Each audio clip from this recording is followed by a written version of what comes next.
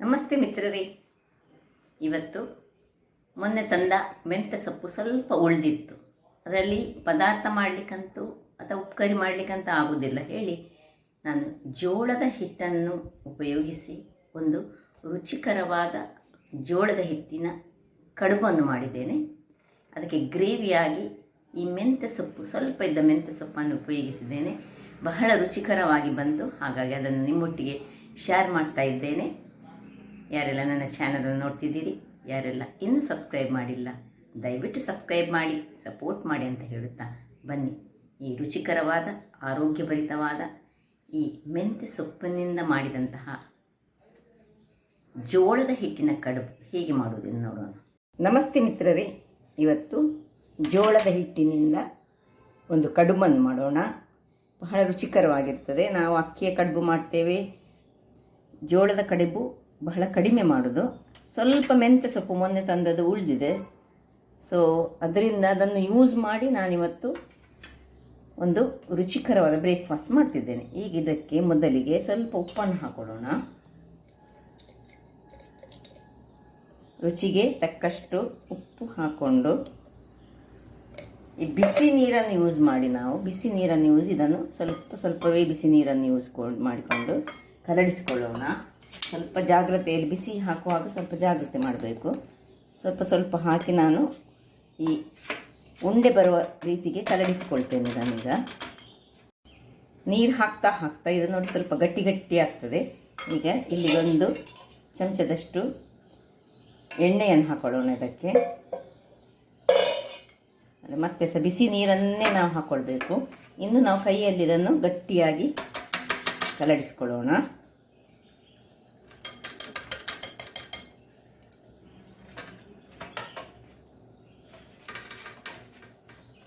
ನಾವು ಹೇಗೆ ಕಡುಬು ಮಾಡ್ತೇವೆ ನೋಡಿ, ಅದೇ ರೀತಿಯಲ್ಲಿ ನಾವು ಇದನ್ನು ಹಿಟ್ಟು ಮಾಡಿಕೊಳ್ಬೇಕು. ಕಡುಬಿನ ಹಿಟ್ಟು ಹೇಗೆ ಮಾಡ್ತೇವೆ ಸ್ವಲ್ಪ ಗಟ್ಟಿಯಾಗಿ ಮಾಡಿ ನಾನು ನಿಮಗೆ ತೋರಿಸ್ತೇನೆ ನೋಡಿ ವೀಕ್ಷಕರೇ. ಹೇಗೆ ಹಿಟ್ಟು ಈಗ ರೆಡಿ ಆಯಿತು. ಚೆನ್ನಾಗಿ ಇದನ್ನು ನಾದಿಕೊಳ್ಬೇಕು. ನಾವು ಚೆನ್ನಾಗಿ ನಾದಿ ನೋಡಿ ಈ ರೀತಿಯಲ್ಲಿ ಮಾಡಿಕೊಳ್ಬೇಕು. ಈಗ ಇಲ್ಲಿ ಒಂದು ಗ್ಯಾಸಿನಲ್ಲಿ ನಾವು ಸ್ಟೀಮರನ್ನು ಇಟ್ಕೊಳ್ಳೋಣ. ಇಲ್ಲಿ ನಾನು ಇಟ್ಕೊಂಡಿದ್ದೇನೆ. ಈಗ ನಾವು ಒಂದೊಂದಾಗಿ ಇದರದ್ದು ಸಣ್ಣದಾಗಿ ಒಂದು ಉಂಡೆಗಳನ್ನು ಅಂದರೆ ಕಡುಬುಗಳನ್ನು ನಾವು ಮಾಡಿಕೊಳ್ಳೋದು. ಹೀಗೆ ಉದ್ದದಲ್ಲಿ ಮಾಡಿಕೊಂಡು ರೆಡಿ ಮಾಡಿ ಇಟ್ಕೊಳ್ಳೋಣ. ನಾನು ಹೀಗೆ ನೋಡಿ ಒಂದೊಂದು ತೆಗೆಯೋದು, ಜೋಳದ ಉಂಡೆಗಳನ್ನು ಮಾಡಿಕೊಂಡು ರೆಡಿ ಮಾಡಿಕೊಳ್ಳೋಣ.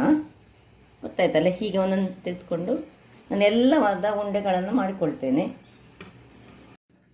ವೀಕ್ಷಕರೇ ಇಲ್ಲಿ ನೋಡಿ ಎಲ್ಲ ಉಂಡೆಗಳು ರೆಡಿ ಆದವು. ಈಗ ಇದನ್ನು ಆಲ್ರೆಡಿ ಇದು ಬಿಸಿಯಾಗಿದೆ. ನಾನೊಂದು ಬಾಳೆ ಎಲೆಯನ್ನು ಅದರೊಳಗೆ ಇಟ್ಕೊಂಡಿದ್ದೇನೆ ನೋಡಿ. ಸ್ವಲ್ಪ ಸಹ ನೀರು ಬೇಡ ಅದರಲ್ಲಿ.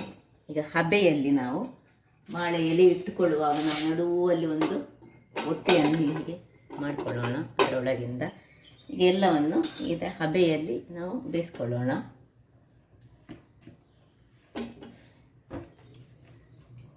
ಎಲ್ಲವನ್ನು ನೋಡಿ ಹೀಗೆ ಇಟ್ಟುಕೊಂಡು ಈಗ ಒಂದು 10 ನಿಮಿಷ ಇದನ್ನು ಚೆನ್ನಾಗಿ ಬೇಯಿಸಿಕೊಳ್ಳೋಣ.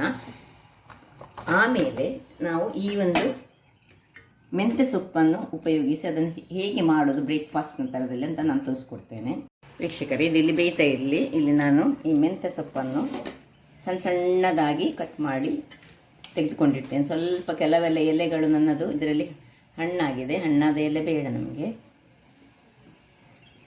ಚೆನ್ನಾಗಿ ಕ್ಲೀನ್ ಮಾಡಿಟ್ಟು ಫ್ರಿಜ್ಜಲ್ಲಿ ಮೊನ್ನೆ ತಂದು ದೊಡ್ಡ ಕಟ್ಟಲ್ಲಿ ಸ್ವಲ್ಪ ಉಳಿದಿತ್ತು. ಅದರಲ್ಲಿ ಏನಾದರೂ ಒಂದು ಆರೋಗ್ಯಭರಿತ ಬ್ರೇಕ್ಫಾಸ್ಟ್ ಮಾಡೋ ಹೇಳಿ ನಾನಿವತ್ತು ಈ ಮೆಂತ್ಯ ಸೊಪ್ಪಿನಿಂದ ಮಾಡ್ತಾ ಇದ್ದೇನೆ. ಇದನ್ನೆಲ್ಲ ಕಟ್ ಮಾಡಿ ತೋರಿಸ್ತೇನೆ ನಿಮಗೆ. ವೀಕ್ಷಕರೇ ಇದು ಕಟ್ ಮಾಡಿ ಆಯಿತು. ಇಲ್ಲಿ ನೀರುಳ್ಳಿಯನ್ನು ಕಟ್ ಮಾಡಿ ಇಟ್ಕೊಂಡಿದ್ದೇನೆ ಸಣ್ಣದಾಗಿ. ಸ್ವಲ್ಪ ಒಂದು ಸಣ್ಣದಾಗಿ 1-2 ಕಾಯಿ ಮೆಣಸನ್ನು ಇಟ್ಕೊಂಡಿದ್ದೇನೆ. ಸಣ್ಣ ತುಂಡು ಶುಂಠಿಯನ್ನು ಇಟ್ಕೊಂಡಿದ್ದೇನೆ. ಇಲ್ಲಿ 1 ಚಮಚದಷ್ಟು ಮೆಣಸಿನ ಪುಡಿ, ಅರ್ಧ ಚಮಚ ಸಹ ಬೇಡ, 1/4 ಚಮಚದಷ್ಟು ಸಾಕು. ಒಂದು ಸ್ವಲ್ಪ ಗರಂ ಮಸಾಲೆ ಪುಡಿ ಇಟ್ಕೊಂಡಿದ್ದೇನೆ. 1 ಚಮಚ ಜೀರೆ ಇಟ್ಕೊಂಡಿದ್ದೇನೆ. ಇಲ್ಲಿ ಈಗ ಗ್ಯಾಸನ್ನು ಉರಿಸಿಕೊಂಡು ಒಂದು ಬಾಣಲೆಯನ್ನು ಇಡುವ. ಬಾಣಲೆಯಲ್ಲಿ ಸ್ವಲ್ಪ ಎಣ್ಣೆಯನ್ನು ಹಾಕೊಳ್ಳೋಣ. ಇದೇನಿಲ್ಲ, ಸಿಂಪಲ್ ಆಗಿ ಮಾಡುವಂಥದ್ದು. ಇಲ್ಲಿ ನೋಡಿ, ಇದು ಬೇಯ್ತಾ ಉಂಟು, ಸಾಕು, ಬೆಂದಿದೆ ಅಂತ ಕಾಣ್ತದೆ. ಬೆಂದಾದ ಕೂಡಲೇ ಇದನ್ನು ನಾವು ನೋಡಿಕೊಂಡು ಆಫ್ ಮಾಡ್ಕೊಳ್ಳೋಣ. ಬೆಂದಿದ ಅಂತ ನೋಡೋಣ ಸುರಿಗೆ.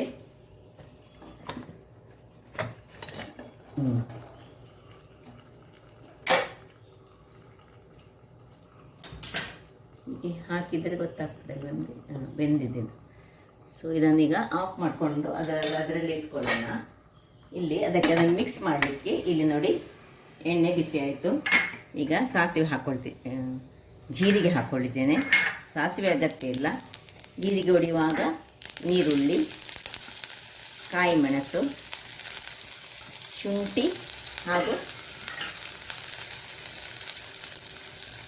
ಆನಿಯನ್ ಹಾಕ್ಕೊಂಡು ಅದನ್ನು ಚೆನ್ನಾಗಿ ಫ್ರೈ ಮಾಡ್ಕೊಳ್ಳೋಣ.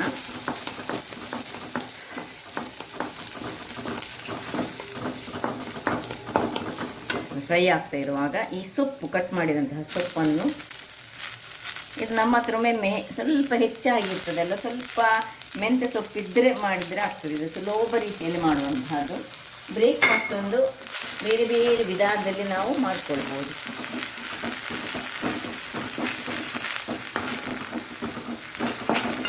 ಒಮ್ಮೊಮ್ಮೆ ನಾವು ದೊಡ್ಡ ದೊಡ್ಡ ಕಟ್ಟು ಮೆಂತ್ಯ ತರ್ತೇವೆ, ಆಗ ಕೂಡಲೇ ಮಾಡಿದರೆ ಒಳ್ಳೇದು. ಇದು ಸ್ವಲ್ಪ ನಾವು ಫ್ರಿಜ್ಜಲ್ಲಿ ಇಟ್ಟರೆ ಕೂಡಲೇ ಈ ಮೆಂತ್ಯ ಸೊಪ್ಪು 2ನೇ ದಿವಸಕ್ಕೆ ಸ್ವಲ್ಪ ಹಳದಿ ಕಲ್ಲರಿಗೆ ತಿರುಗ್ತದೆ. ಇದನ್ನು ಸ್ವಲ್ಪ ಈಗ ಇದಕ್ಕೆ ಉಪ್ಪನ್ನು ಹಾಕೊಳ್ಳೋಣ.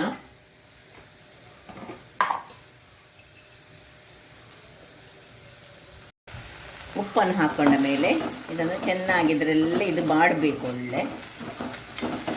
ಇನ್ನು ಇಲ್ಲಿ ಮೆಣಸಿನ ಪುಡಿ ನಿಮಗೆ ಬೇಕಿದ್ದರೆ ಹಾಕ್ಕೊಳ್ಬೋದು. ಆಲ್ರೆಡಿ ಮೆಣಸು ಸಹ ಹಾಕ್ಕೊಂಡಿದ್ದೇವೆ ನಾವು. ಮೆಣಸಿನ ಪುಡಿ, ಸ್ವಲ್ಪ ಗರಂ ಮಸಾಲೆಯ ಪುಡಿ, ಅಥವಾ ನಿಮ್ಮ ಹತ್ರ ಚಿಕನ್ ಮಸಾಲೆ ಇದ್ದರೆ ಸಹ ಅದನ್ನು ಸಹ ಹಾಕ್ಕೊಳ್ಬೋದು. ಪರಿಮಳ ಬರ್ತದೆ ಅದನ್ನು ಹಾಕಿದರೆ. ಗರಂ ಮಸಾಲೆ ಹಾಕಿದರೆ ಸಹ ಪರಿಮಳ. ಇದನ್ನು ತುಪ್ಪದಲ್ಲಿ ಸಹ ಮಾಡಿಕೊಳ್ಬೋದು. ತುಪ್ಪದಲ್ಲಿ ಮಾಡಿದರೆ ಸಹ ಬಹಳ ಚೆನ್ನಾಗಿ ಬರ್ತದೆ. ಇಷ್ಟಾಗುವಾಗ ಸ್ವಲ್ಪ ಹಳದಿಯ ಪುಡಿಯನ್ನು ಹಾಕ್ಕೊಳ್ತಿದ್ದೇನೆ ಮತ್ತು 1 ಚಮಚದಷ್ಟು ಕೊತ್ತಂಬರಿಯ ಪುಡಿಯನ್ನು ಹಾಕ್ಕೊಳ್ತಿದ್ದೇನೆ. ಇದೆಲ್ಲ ಹಸಿ ವಾಸನೆ ಹೋದ ಮೇಲೆ ಇದಕ್ಕೆ ಚೂರು ನೀರನ್ನು ಹಾಕೊಳ್ಳೋಣ.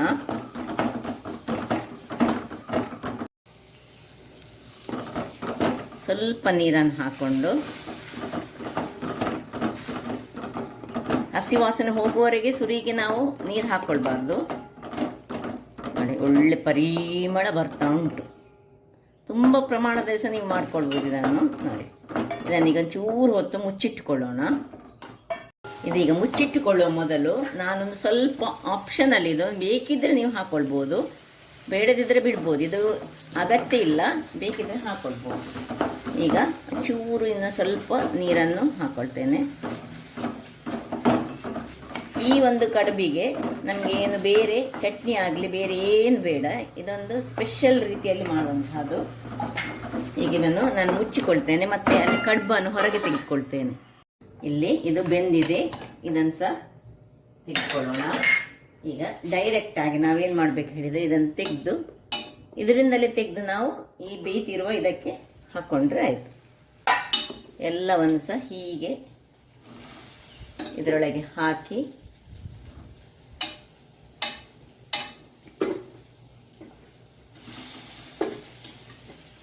ಕೊನೆಯದಾದ ಒಂದನ್ನು ನೋಡಿ ಹಾಕ್ಕೊಂಡಿದ್ದೇನೆ. ಎಲ್ಲವನ್ನು ಹಾಕ್ಕೊಂಡು ಇನ್ನು ಚೆನ್ನಾಗಿ ಇದನ್ನು ಹೀಗೆ ಮಿಕ್ಸ್ ಮಾಡಿಕೊಳ್ಳೋಣ. ನೋಡಿ, ಆರೋಗ್ಯಭರಿತವಾದ ರುಚಿಕರವಾದ ಒಂದು ಬ್ರೇಕ್ಫಾಸ್ಟ್ ರೆಡಿ ಆಗ್ತಾ ಉಂಟು. ಇದಕ್ಕೆ ಇನ್ನು ಹೆಚ್ಚು ನೀರು ಬೇಡ. ನೀರು ಹಾಕುವಾಗ ಸ್ವಲ್ಪ ನೀರು ಹಾಕಿ ಬೇಯಿಸ್ಕೊಳ್ಬೇಕು. ನೋಡಿ ಹೇಗೆ ಬಂತು ನೋಡಿ. ಇಲ್ಲಿ ಬೇಕಿದ್ದರೆ ನೀವು ಸ್ವಲ್ಪ ಎಳ್ಳನ್ನು ಸಹ ನಾವು ಯಾವಾಗ ಜೀರಿಗೆ ಹಾಕ್ತೇವೆ ಆಗ ಎಳ್ಳು ಸ್ವಲ್ಪ ಹಾಕಿದರೆ ಸಹ ಈ ವಿಂಟರ್ ಸೀಸನ್ಗೆ ಬಹಳ ಉತ್ತಮ.